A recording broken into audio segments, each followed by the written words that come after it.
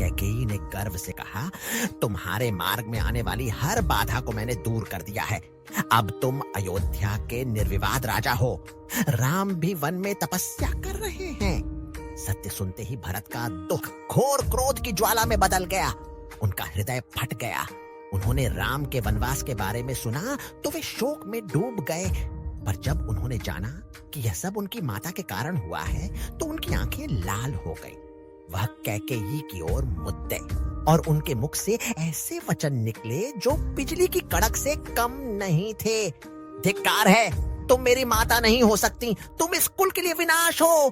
तुमने अपने पुत्र को कलंकित किया है। तुमने पिता का वध किया है। तुमने धर्म को जलाया है। इस बीच हम आपको याद दिलाना चाहते हैं कि आप यह कहानी सुन रहे हैं पौराणिक ज्ञान के ऑफिशियल पेज पर।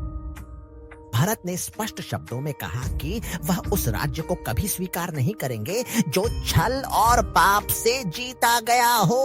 उन्होंने घोषणा की कि राम के लिए यह राज्य त्यागना ही उनका एकमात्र धर्म है। क्रोध में भरत ने अपनी माता कैकेयी का परित्याग कर दिया। वह उनसे दूर हट गए और कहा कि उन्हें अब अपनी माता के रूप में नहीं देखेंगे। भरत ने प्रतिज्ञा की कि वह स्वयं राम को वापस लाएंगे और उन्हें ही उनका वास्तविक राज्य सौंपेंगे। भरत तुरंत ही कौशल्या मां के महल की ओर दौड़े, जो अब अपने पुत्र और पति दोनों के विरह में बेसुध थीं। भरत ने उनके चरणों में गिरकर क्षमा मांगी और उन्हें आश्वस्त किया कि वह इस महापाप में शामिल नहीं है।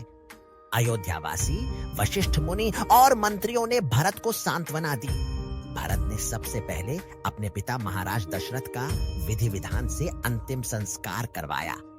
अयोध्या अब अपने सबसे धर्मपरायण पुत्र राम के प्रेम में डूबे हुए भरत की प्रतीक्षा कर रही थी, जो इस अंधेरे को दूर करने के लिए अपने बड़े भाई को वापस लाने का दृढ़ संकल्प ले चुके थे।